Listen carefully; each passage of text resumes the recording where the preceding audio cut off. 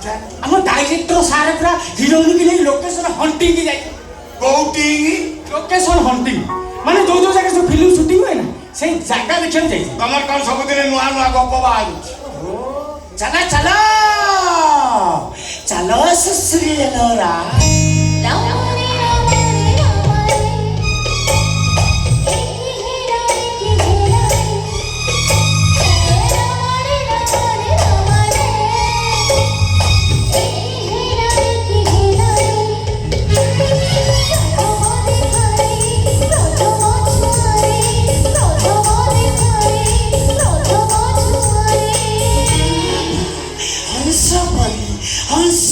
চাল নিতম ধরে মান করে চাল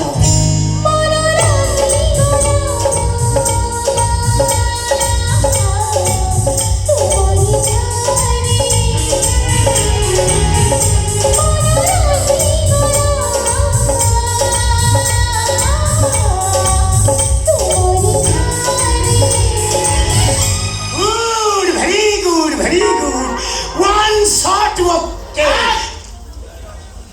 one shot okay oh director ତମେ କଣ ମାଛ ହେଲା ଖାଲି ଶିଖଉଛ? ତମର ସିନେମା କେବେ ଆରମ୍ଭ? ଆରେ କଣ তুমি স্বামীকে ମୋ ବାବଦରେ କିଛି ବୁଝେଇନ? ମୁଁ ବୁଝୁଛି ବାପା। କଣ ବୁଝେଇବୁ? ବାପା ହିରୋଇନ ହେବା କଣ ଏତେ ସହଜ? ଆଉ ୟା ଭିତରେ ସାର୍ ମତେ ବହୁତ କଥା ଶିଖେଇ ସାରିଲେଣି। କଣ ଶିଖେଇଲେଣି କହିଲି? ଆଗେ ଡ୍ୟାନ୍ସିଂ ଶିଖେଇଲେ। ପିଆଜ ବଢେଇବ, ମୁଁ ଦୌଡ଼ିବି, ସୁନସାନ ରାସ୍ତା, ଘଞ୍ଚ ଜଙ୍ଗଲ, ଭିଲେନ ମତେ ବଳାତ୍କାର କରିବ। ଭିଲେନ କଣ କହିଲା? ମୁଁ ସାର୍ ମୁଁ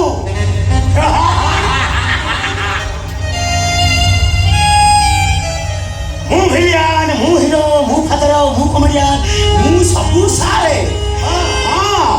ସିନେମାରେ ଯେତେ ସବୁ ସିନ୍ ସୁଟିଂ ହେଇଛି ସବୁ କ୍ୟାରେକ୍ଟରରେ ମୁଁ ଆପଣଙ୍କ ଝିଅ ସାଙ୍ଗରେ ଅଭିନୟ କରିବି। କି କଥା ସାର୍, ମୁଁ ଯଦି ଅଭିନୟ ନ କରିଥାନ୍ତି ଆର୍ଟିଷ୍ଟ ମାନଙ୍କୁ ଡକେଇଥିଲେ ଆଗୁଆ ପଇସା ମାଗିଥାନ୍ତେ। ପଇସା ଆପଣଙ୍କର କେମିତି ପଇସାଟା କମ ଖର୍ଚ୍ଚ ହବ ସେ ଦାୟିତ୍ୱଟା ଆମ ସାର୍। ଆଚ୍ଛା ମତେ ଗୋଟେ କଥା ବୁଝେଇଲ। କୋଉ କଥା କହୁନାହିଁ? ତମର ଏଇ ଯୋଉ ଲଭ୍ ସିନ୍ ରେପ୍ ସିନ୍ ଗୁଡା ସବୁ ଏରା ସବୁ ଅଭିନୟରେ ହଉଛି ତ? ଆରେ ମୋ କଥା ଟିକେ ଶୁଣ। ଲଭ୍ ସିନ୍ ରେପ୍ ସିନ୍ ଗୁଡା ଅଭିନୟ କରୁଛ ନା ସତ? ସତ ସତ ନହେଲେ ମୋର ଫିଲିଂସ ଆସିବନି ବୋଲି ସାର୍ କହିଲେ। ଆକ୍ସନ କୋଉଠି ବାହାରିବ? ବ୍ୟସ୍ତ ନାହିଁ ସାର୍, ଯାହା ସବୁ ହେଇଛି ଫୁଲ୍ ପ୍ରୋଟେକ୍ସନରେ ହେଇଛି।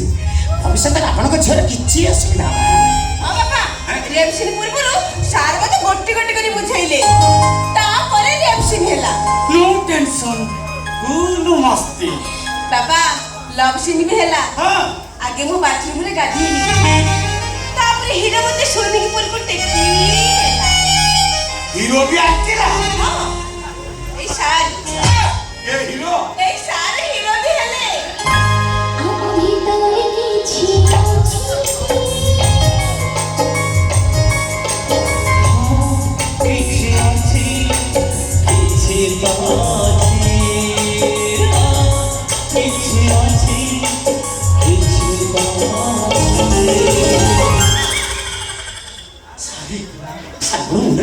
ବସି ପଡ଼ିଲେନି ସାରେ, ଆପଣ ଜମା ଚିନ୍ତା କରନ୍ତୁନି ସାରେ। ଦେଖିବେ ମୁଁ ପୁରା ପୋଷ୍ଟର ବ୍ୟାନର ମାନେ ଏମିତି ହୋ ହାଲା କରିବି, ସିନେମା ହଲରେ ନ ପଡ଼ିକି ପୁରା ହିଟ୍। ସାରେ ମୁଣ୍ଡରେ ହାତ ଦେଲେଣି, 15 ଲକ୍ଷ ଦେବେ। ବାପା ଆଉ ମୁଣ୍ଡରେ ହାତ ଦେଇ କଣ ପାଇଁ ବସିଲ? ଏବେ ଆଉ ଟଙ୍କା 15 ଲକ୍ଷ ଦିଅ, ଆମେ କାଶ୍ମୀର ଯିବୁ ଗୀତ ସୁଟିଂ କରିବା ପାଇଁ। ହଉ ସାର୍, ମୁଁ ବି ଯିବି। କାଶ୍ମୀର ସେଇ ଗାଁ ହ୍ରଦ, ଶ୍ରୀନଗର ସେଇ ଟୁମ୍ପି ଗାର୍ଡେନ, ବେତାବ ଭ୍ୟାଲି ସେଇ ଲୋକେସନରେ ଗୀତ ସୁଟିଂ ହବ। ଏଇ ଗୀତ ସାର୍, ତମେ ଗୋଟେ କଥା ଜାଣିବି? କୋଉ କଥା? କଣ ସଂଗ୍ରାମ ଦଳ ହାଇକମାଣ୍ଡ ଶିଶୁଟି ଏଲୋକା ଫଟୋ ଦେଖିକି ପୁରା ଭାଇଆ। ମତେ ବୁଝୁନି ଟିକେ ଯେତେ ଶୀଘ୍ର ତମ ସିନେମା ସାର, ସିନେମା ସାରି ଶିଶୁଟି ଏଲୋକାଙ୍କୁ ଆମ ଦଳ ଭିତରେ ଭର୍ତ୍ତି କର। କାଲି ସନ୍ଧ୍ୟାରେ ସିଏ ମତେ ଡିନର ପାଇଁ ଡାକିଛନ୍ତି।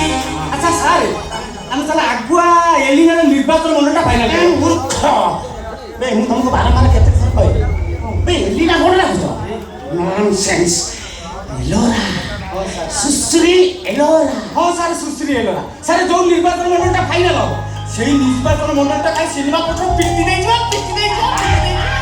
ତମ କଥା ଗୁଡ଼ା ମତେ କାହିଁକି ଅଗଲ ବଗଲ ଲାଗୁଛି। କାହିଁକି? ନା କଣ ନା ଗଙ୍ଗା ଗଲି ଯେତେ ଭଲ ପାଇଲି ସେତେ ମୁଁ ନିଶ୍ଚୟ ନେଇଗଲି ସିନେମା ହବନି ମୋ ଝିଅ ଆଉ ହିରୋଇନ ହବ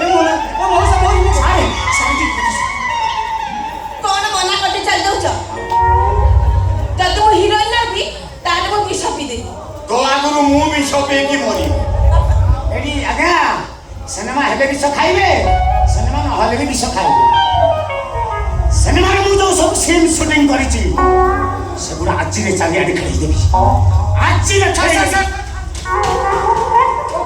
ଆମ ଏରିଆଟା ବଦଳ ନେଇଛୁ ବାପା ମୋ ଭବିଷ୍ୟତ ତମରି ହାତରେ ମୋ ଭବିଷ୍ୟତ ଅନ୍ଧାର କରିନି ବାପା তুমি ରାଜି ହେଇଯାଅ ଆରେ କୃଷ୍ଣ ଦିନ ରାତି କଠିନ ପରିଶ୍ରମ କରି ମୁଁ ଯୋଉ ରେପ୍ ସିନ୍ ଲଭ୍ ସିନ୍ କରିଛି ସେ କଥା ମୋ ମନ ଜାଣିଛି ବାପା ହଉ କହୁନ ଏବେ ଆପଣ କହୁଛନ୍ତି ସିନେମା ବନ୍ଦ କରିଦେବେ ବାପା ରାଜି ହେଇଯାଅ ମୁଁ ଦେଖିବି ସାର୍ ଆପଣ କେମିତି ସିନେମା ବନ୍ଦ କରିଦେବେ ବାପା ଆପଣ କ'ଣ କରିବା କଥା କହୁଛନ୍ତି କରନ୍ତୁ ମୁଁ କ'ଣ କରିବା କଥା କରିବି